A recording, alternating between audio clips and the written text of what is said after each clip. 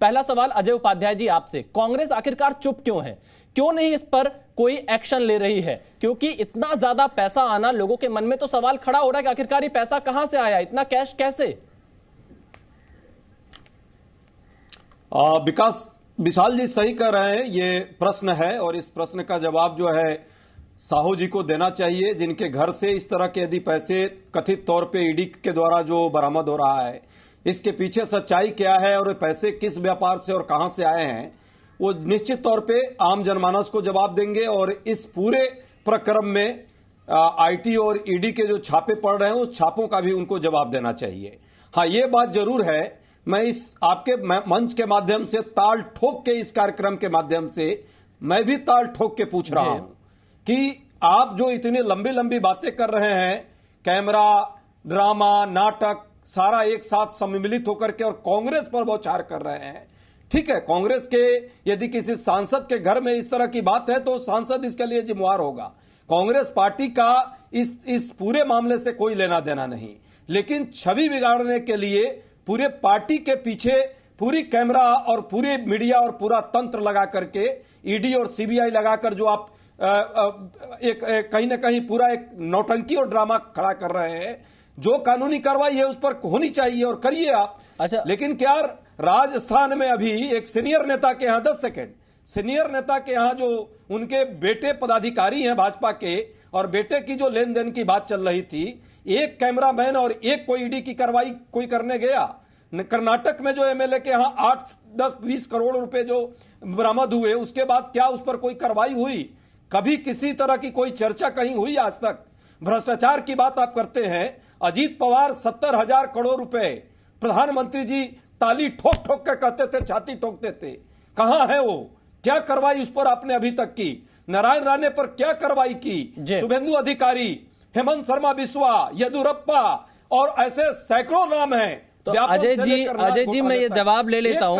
अजय जी, मैं अजय आलोक जी से इसका जवाब ले लेता हूं, लेकिन क्या इन नामों को गिनाने से धीरज साहू के यहाँ जो पैसे मिल रहे हैं उस पर चर्चा होनी बंद हो जाएगी? ये सवाल बना रहेगा। मैं आपके पास आऊंगा। अजय आलोक जी जवाब दीजिए। एकदम नहीं। अजय, मैं आपसे लूंगा आगे, मैं आगे आपसे इस पर सवाल लूंगा। अजय आलोक जी जवाब दीजिए। ये तो आपकी पार्टी के नेताओं के भी नाम गिना रहे हैं।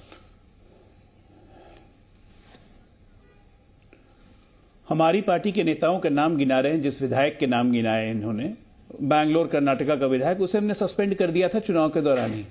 हमारी पार्टी में अब नहीं है वो। आपने आज तक कोई एक्शन लिया? ये जो धीरेन्द्र साहू महाराज हैं, ये 2009 में चुनाव हारे, लोकसभा का चुनाव हारते ही 1 महीने के अंदर इन्हें राज्यसभा भेजा गया। ये 14 में चुनाव हारे, 16% से भी कम वोट आया, तुरंत इनको राज्यसभा भेजा गया। आप सोचिए कि कांग्रेस पार्टी के लिए इनकी यूटिलिटी कितनी ज्यादा है। और कभी आपके दर्शक ये पूछें कि इस देश में बहुत नेताओं के पास कैश मिले हैं। हमने सुखराम के यहां कैश देखा, हमने हरियाणा में कैश देखा, हमने अभी वेस्ट बंगाल में कैश देखा। ये सारा कैश कांग्रेसी और ये समाजवादियों के यहीं क्यों मिलते हैं भाई?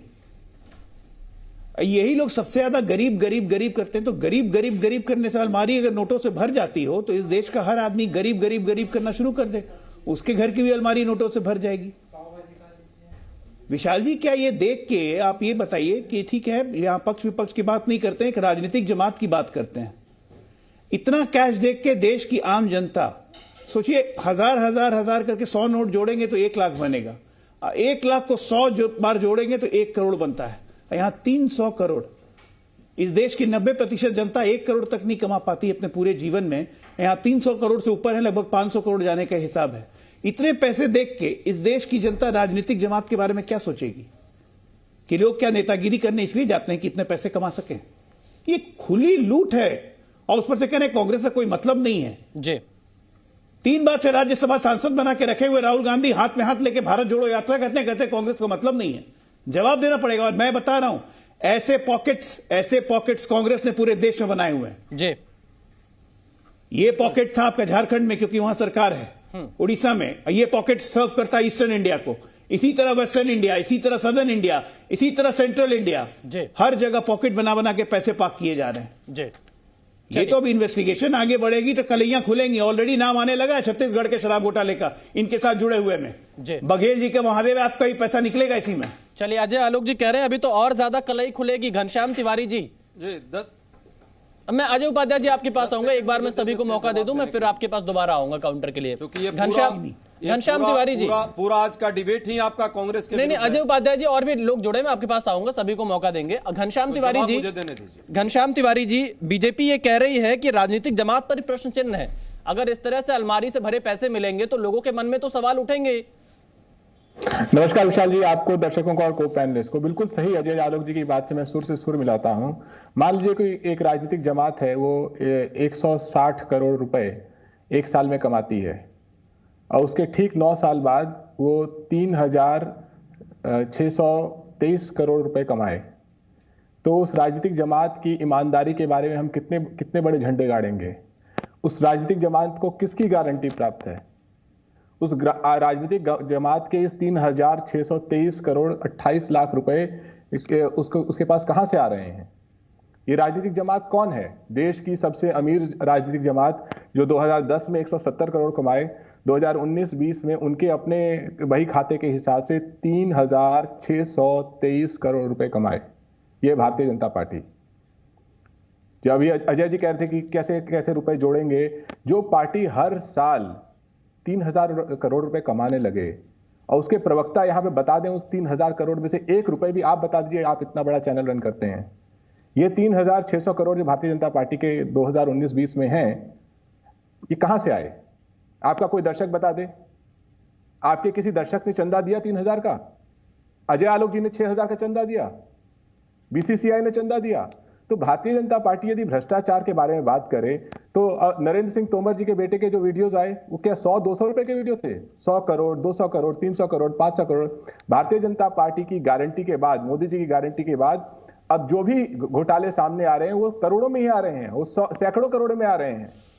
चलिए, अभी वाजपेयी जी की उपलब्धि है या वाजपेयी ये भारतीय जनता पार्टी की उपलब्धि है या मोदी जी की गारंटी है? मैं आपको साल दर साल भारतीय जनता पार्टी, मैं अजय आलोक जी से इस पे जवाब लूंगा। हिसाब किताब अगर अजय आलोक जी दे दें तो मैं अजय आलोक जी से जवाब लूंगा।